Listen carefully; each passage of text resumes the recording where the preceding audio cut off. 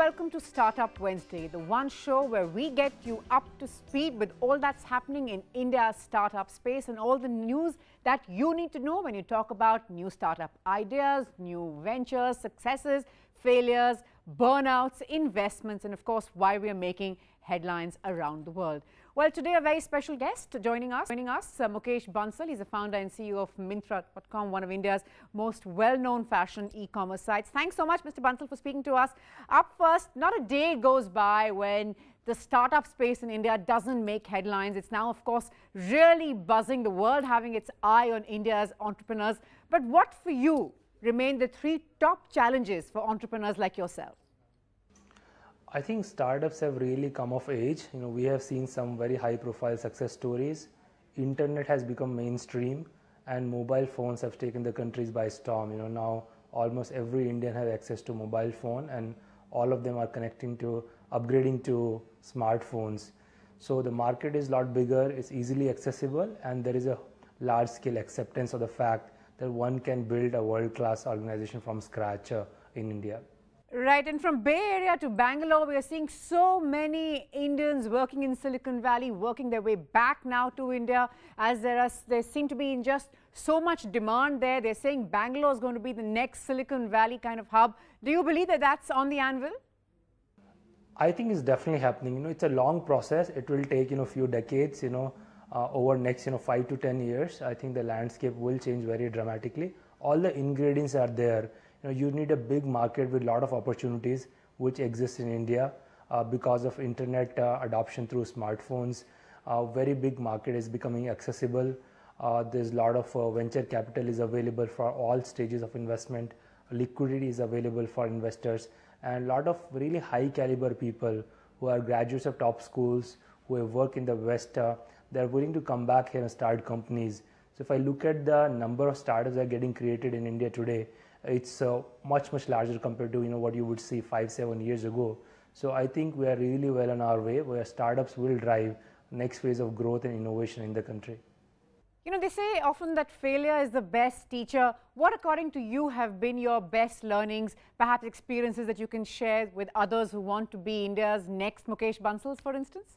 So I think as an entrepreneur, one should almost embrace failures, because in every failure lies some learning that will come very handy in future. You get really tested, you get pushed to the wall, you really need to introspect and figure out a way to fight it out. I think that's a skill that all entrepreneurs will need.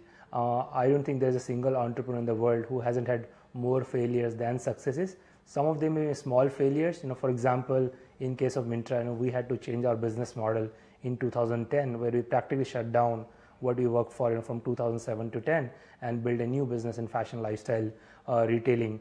So I think entrepreneurs have to approach each failure as an opportunity to learn something new, try something different, and get really comfortable with that feeling. It's a part and parcel of an entrepreneurial journey. More Indians are turning entrepreneur than ever before. What do you believe is the one factor why Indians are starting up so much, as they say? I think India is a country run by entrepreneurs. If you look at all of retail in the country, there are millions of mom and pop stores that's been there. These guys are all entrepreneurs in their own right. Where they run a small business, they take care of financials, their customers, customer service. It's a different scale, but I think we are all used to it and exposed to it in a variety of degree. Most people will know somebody or would have a relative who runs a small business in the country. So I think it is a country of entrepreneurship. The fundamental DNA is already there. With the right education, right context, right market opportunity, I think Indians are able to prove, worldwide that when it comes to, either entrepreneurship or innovation technology, I think, we are as good or better than, most places in the world. So I do think, the overall environment context in India is quite conducive, and when you marry that with the fact that India is still in the early stages of development, which means there's a phenomenal opportunity. Country of 1.3 billion people, a lot of world-class products and services, infrastructure is yet to be built. All of it will be built in a different way compared to how it has happened in the West. So it's perfect fertile ground for a lot of innovation to happen, and I think Indians are very much up to a task to take on the opportunity and build absolutely world-class products and services in the country. Right, that's good to know. Well, you're from IIT Kanpur, and IITians are really leading the startup space. In fact, according to one latest survey, 1,600 IITians every year are starting up. Why do you believe that's happening? What are they feeding students at the IITs these days? I think multiple things. At IIT you get exposure to world-class technology and information. You also spend 4 years in the company of people who are quite ambitious, hardworking, think differently, so you get inspired in the environment. There are a lot of success stories, both in Silicon Valley and India.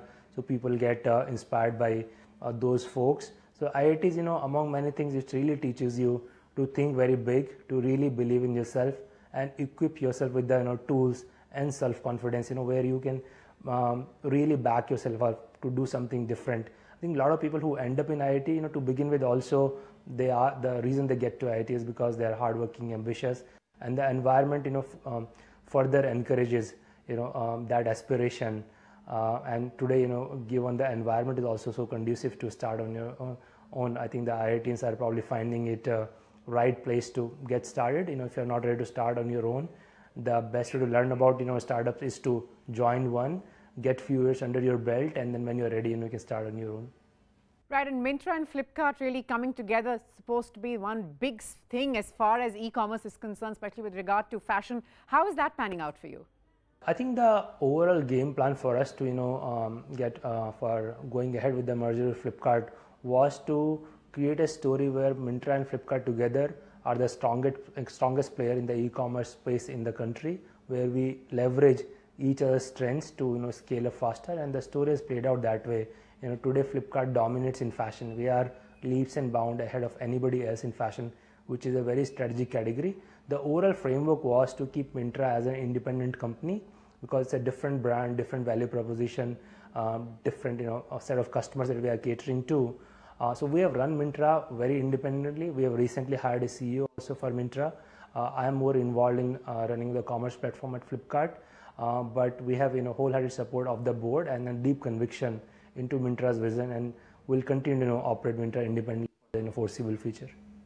From growing up in Haridwar to now heading Myntra in Bangalore, what's the journey been like? Because there are so many people saying that India's big startup stories or big talent is now lying in smaller cities outside the big urban centers. Give us a sense of what your journey's been like, what the last couple of years have been all about. I think it's been phenomenal. So, I've learned a lot in the process, during my years in Bay Area and getting involved in the startup scene in India from 2007 onwards. I think it's been very enriching, rewarding and challenging journey, and I continue to be as excited as ever. I think what is going to happen in the internet space, e-commerce space in next 5 to 10 years is way beyond what has happened so far. So I'm really looking forward to playing my role in this journey, and in the process hopefully contributing something to the overall progress and growth of India. Right, that really is quite a remarkable story. More power to you, and of course all those who want to follow in your footsteps. Mukesh Bansal there of Myntra, thanks so much for taking our time to speak to us. We're slipping into a quick break. On that note, back with lots more. Don't go away.